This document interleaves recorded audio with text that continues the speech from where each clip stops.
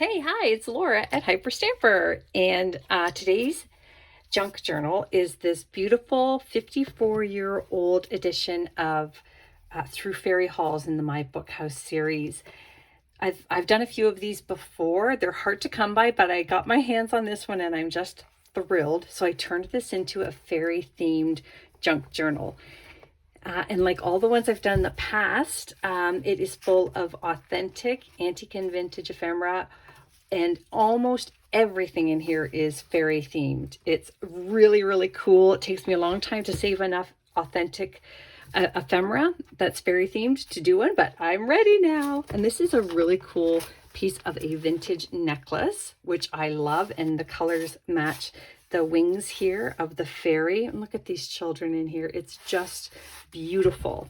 It's the same image that was used in the earliest versions in 1910 right through to the 80s. So this one here is a 54-year-old version. So I'm going to take you on a little tour here before I put it in my Etsy shop, hyperstamper.etsy.com. And I've got the original first pages here. Nice vibrant colors. I left them alone. And this here is incredibly special. It is a George L. Shaman and Company print. And it is, what is this one called? Houses in the Clouds or Homes in the Clouds. I'll put it below in the information below. But to me, it is where the fairies live and where the cloud makers live, up in the clouds. And it's authentic, original. It's actually got a lot of value, so you can actually cut this if you want and take it out, but I didn't touch the back because it is a valuable piece. This page here has this pretty little tag, and I wanted some flowers in here because fairies always seem to be flying around flowers and in forests and meadows. This piece here is from the believe it or not, from 1890. Look how different the fairies looked depicted in the 1890s. Isn't she sweet? And I love this giant mouse here and the little bird. It's so wonderful. I love it. And then this here is again through Fairy Halls. Beautiful illustration here of all the fairies and elves. Look at this big squirrel down here. Now this one here is awesome. It is from the 1930s, from a children's book. And 12 o'clock fairy time. We've got the little fairies here with the lantern taking a stroll there. I love it. I made the pocket with a castle here because there's so many stories with castles and fairies, fairy godmothers and so on. This is vintage schoolbook paper. And then here we have a mermaid. Which a lot of people will collect all three. They've got the unicorn, the mermaids, and the fairies. So that piece goes in here. Got some trim there. This piece here, Fairies, Stories, and Fables. Wonderful piece from the 1920s. And look at this sweet little one. Just down here, we've got the little fairy peeking around the corner with the bear going into the door. It's so sweet. I put antique paper on the back so you could journal on there. Got some Chantilly lace here. And then this is one of the end pages of an antique book, and I just chose it because it says the Big Book of Fairy Tales here, so I thought that was kind of fun. You can journal on there as well. And look at this piece here from a 1920s children's book. Look at these little winter fairies. Aren't they adorable? I love it. And then some little child over the last 100 years has colored in these little pixies here. I've got them in the mushroom patch here, and the little girl up the tree, just absolutely to die for. This here is another sweet little piece from the 50s actually, and this is the Fairies and the Sisters. We've got the little fairy elves here. Oh my gosh, I just love it so much.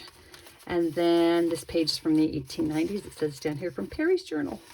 Now this piece here I put in because of the feathers, and this is from the early 1900s, and of course these are pins, gold pins, and these are made in England. It is absolutely exquisite, and the feathers just remind me of fairy wings.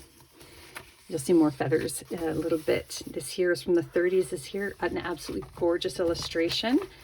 Look at this beautiful fairy here, and all these little ones, the butterfly wings. I love it.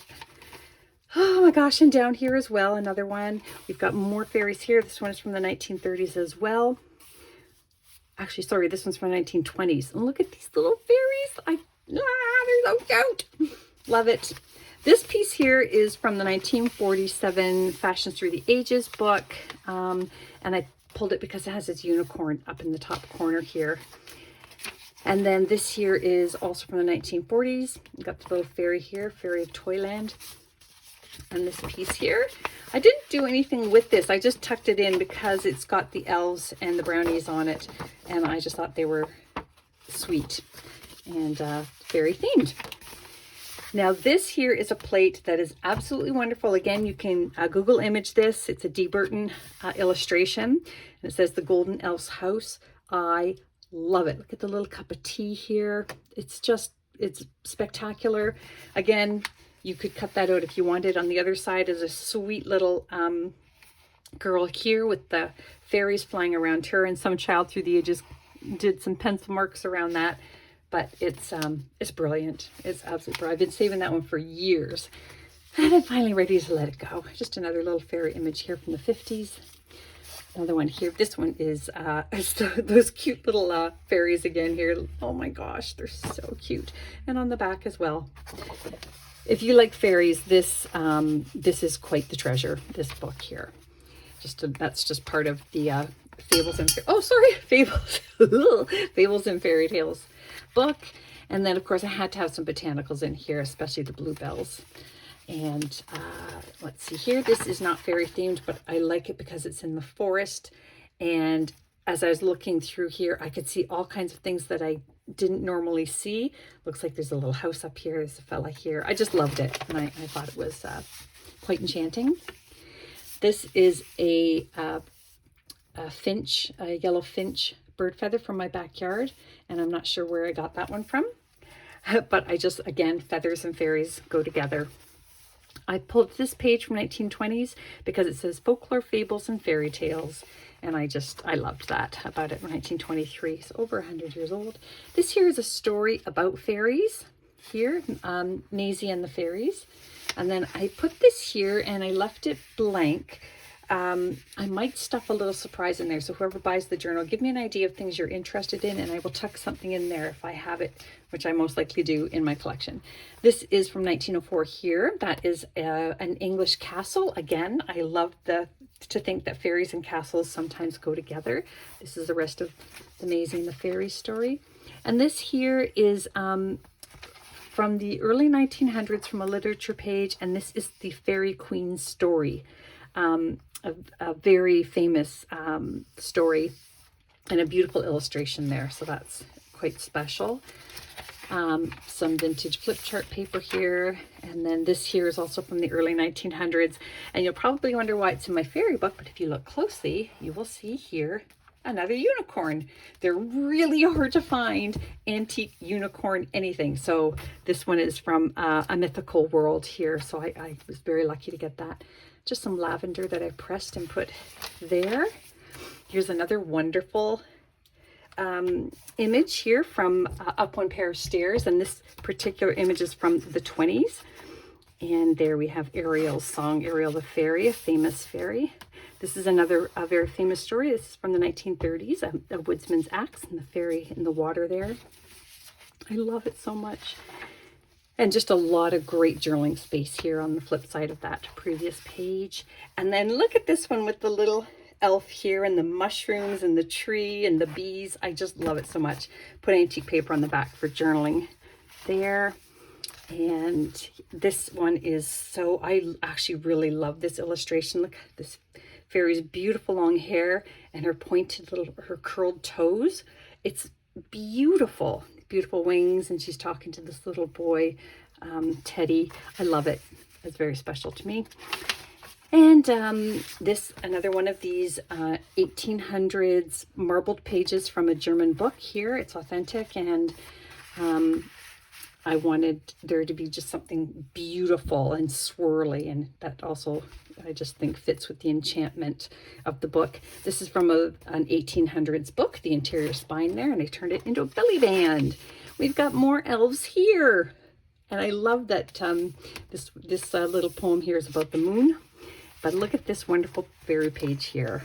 Look at that. Isn't that stunning? The rabbits And the fairies with their butterfly wings and the butterflies. Oh my gosh, I just love it so, so much. And more here and here. Isn't that great?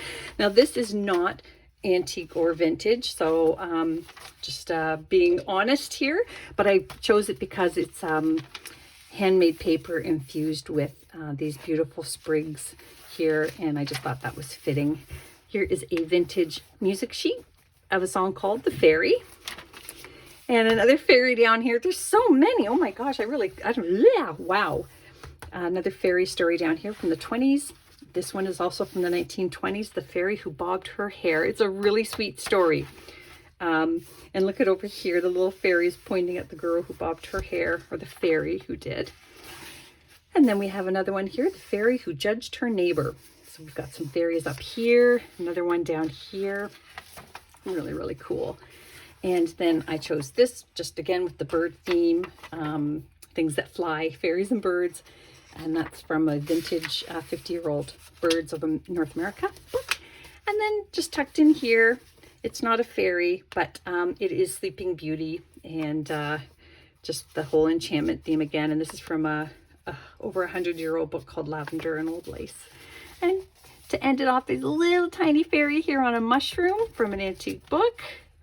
And I think that brings us to the end. So I hope you love it as much as I loved making it. It's a very special one. So come back soon. I'll have more to show you. Bye for now.